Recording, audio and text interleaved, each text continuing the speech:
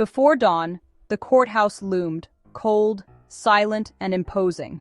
Its grand columns promised justice, but for most, it was a maze of confusion and despair. Inside, lives could be upended over the smallest mistakes. Today's story isn't about a notorious criminal, but a simple $40 error, a clerical slip that would collide with a flawed system. This tiny mistake would expose how the smallest details can trigger the harshest consequences. As sunlight hit the courthouse windows, a new day began, one that would challenge the very meaning of justice. And it all started in the quiet, cold moments before the doors opened. Meet Mark, an ordinary guy with a steady job, a loving family, and a life that looks a lot like yours or mine. He works hard, pays his bills, and tries to do the right thing. Mark's days are filled with the small joys and stresses of everyday life, helping his kids with homework, sharing dinner with his partner, and occasionally catching a quiet moment to himself. He's not perfect, but he's responsible, and he believes that if you follow the rules, things will work out. One afternoon, Mark gets pulled over for speeding. It's a minor infraction, just a few miles over the limit. The officer hands him a $40 ticket. Mark sighs, a little annoyed, but he knows the drill. He heads to the courthouse, pays the fine in cash, and keeps the receipt. To him, it's just another inconvenience, a small price for a simple mistake. He thinks it's over, but behind the scenes, a simple clerical error changes everything. The payment he made isn't recorded in the system. Maybe the receipt gets lost, or maybe someone mistypes a number. Whatever the reason, the system now thinks Mark never paid. The bureaucracy, blind to nuance and context, automatically issues a warrant for Mark's arrest. There's no phone call, no warning letter, just a silent update in a database. Mark, completely unaware, goes about his life. He drives to work, picks up his kids, and never suspects that a storm is brewing. Weeks later, during a routine traffic stop, Mark's world is turned upside down. The officer runs his name and sees the warrant. Mark is confused, insisting he paid the ticket, but the officer can only go by what the system says. In front of his neighbors and his children, Mark is handcuffed and led away. He's booked into jail, fingerprinted, and locked in a cell. The humiliation and fear are overwhelming. All for a fine he already paid, a debt he never owed. The system, designed for efficiency and speed, has no room for common sense or compassion. Paperwork piles up, and Mark's pleas fall on deaf ears. He's just another case number, lost in a sea of files and forms. Mark's freedom is lost to a typo, a tiny mistake with massive consequences. What started as a $40 speeding ticket has now become a cage, trapping Mark in a nightmare he never saw coming. In jail, Mark faces the cash bail system, a pay-to-leave scheme that decides freedom not by justice, but by wealth. For Mark, this isn't just a legal hurdle, it's a wall he can't climb. The moment he's booked, a price tag is placed on his release, and it's a price he simply can't afford. His bail is set at $500, an impossible sum for his family. They gather around the kitchen table, counting every dollar, every coin, but it's not enough. The weight of the system presses down on them, turning a minor charge into a financial crisis. For families like Mark's, every unexpected expense is a disaster, and bail is the biggest of all. For the poor, bail isn't a promise to return, it's a barrier to freedom. It's a test of resources, not responsibility. Mark can't pay, so he stays in jail, watching days turn into weeks. He loses his job, and his family spirals into uncertainty, facing choices no one should have to make: pay rent or buy groceries, keep the lights on or pay for a lawyer. The consequences ripple outward. Children miss their parent. Bills go unpaid. The family's stability crumbles, all because they couldn't afford a fee. The system punishes poverty, not risk. Families lose homes, jobs, and stability, all while presumed innocent. The presumption of innocence means little when the price of freedom is out of reach. The community suffers too, as more people are trapped in a cycle of poverty and incarceration. Cash bail destabilizes lives, making it harder for people to show up for court, to keep their families together, to hold on to hope. Mark sits in a cell, not for a crime, but for being unable to pay. His story is repeated thousands of times every day. The irony is suffocating. The courthouse becomes a casino, freedom for sale, and the poor always lose.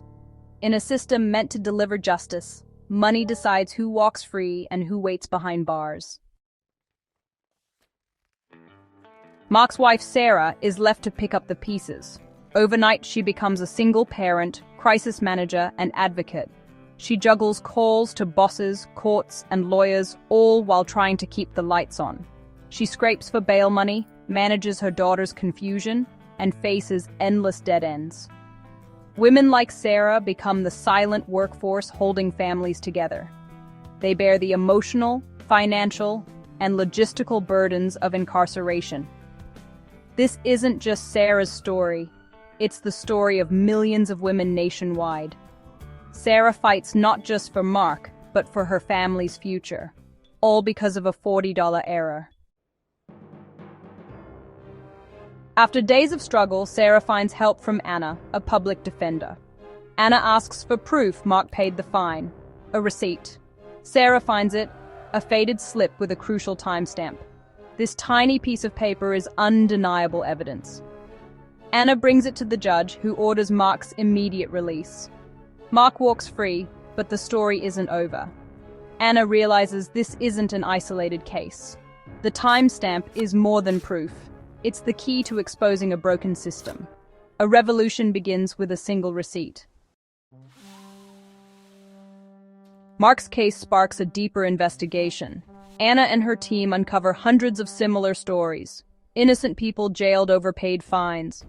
The court software is buggy, especially with cash payments. No one double-checks before issuing warrants. The system values speed over justice, creating mass injustice. The problem isn't a single error, it's a broken machine. Fighting case by case is futile. The root cause must be addressed. Mark's ordeal exposes a statewide crisis. Armed with data and victim stories, the lawyers prepare for battle. A $40 ticket becomes the catalyst for systemic change. Anna's team, a determined group of attorneys and advocates, files a sweeping class action lawsuit on behalf of everyone who has suffered under the broken pretrial system. They work late into the night, poring over case files and gathering evidence, determined to give a voice to those who have been silenced by poverty and circumstance. Their mission is clear: to challenge a system that punishes people simply for being poor. The lawsuit isn't just about seeking compensation for those harmed. Anna's team demands a complete overhaul of pretrial justice, calling for new policies that treat every person with dignity, regardless of their financial situation. They want to end the cycle where minor infractions spiral into life-altering consequences. Their central argument is powerful and direct. Jailing people simply because they cannot afford to pay is not only unjust, it's unconstitutional. They take their case to the public, speaking to the press, and rallying support from legal experts and civil rights organizations. The state pushes back, insisting that mistakes are rare and the system works as intended. But Anna's team is prepared. They present overwhelming evidence of systemic abuse, showing that countless lives have been upended by unfair detentions and excessive fines. As the case gains momentum, community activists and everyday citizens join the fight. They gather on courthouse steps, share their stories at town halls, and demand that lawmakers listen. Their voices echo through the halls of power, making it clear that reform is not just necessary, it's urgent. Public pressure builds with every passing day. News cameras capture the growing movement, and officials can no longer ignore the calls for justice. Reluctantly, the state agrees to enter negotiations, realizing that the status quo cannot hold. The resulting settlement is historic. It mandates sweeping changes. Judges must now review every case before issuing warrants for unpaid fines, ensuring that no one is jailed without due process. The legal team celebrates, knowing their efforts have set a new standard for fairness. Cash bail is nearly eliminated from most minor offenses, ending a practice that kept thousands behind bars simply because they couldn't pay. The empty cells stand as a testament to the power of collective action and legal advocacy. Remarkably, the lawsuit that began with a single crumpled receipt has sparked a revolution. Legal documents are filed, headlines announce the victory, and hope spreads through communities once left behind. The system, once rigid and unyielding, is finally forced to change. New policies open the doors to justice for all, not just those who can afford it.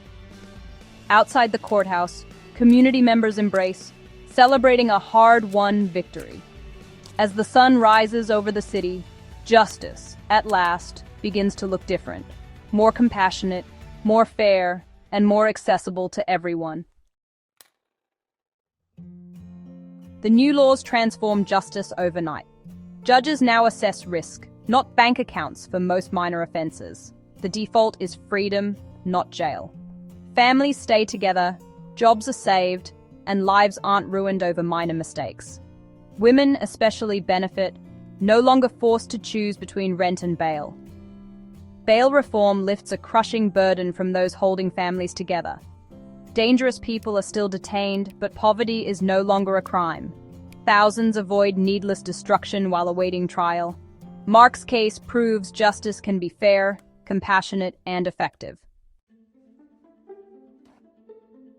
This story proves big change starts with small details: a crumpled receipt, a timestamp, a family's persistence. Injustice hides in bureaucracy, but it can be challenged. We can all play a role, support legal aid, vote for reform, demand accountability.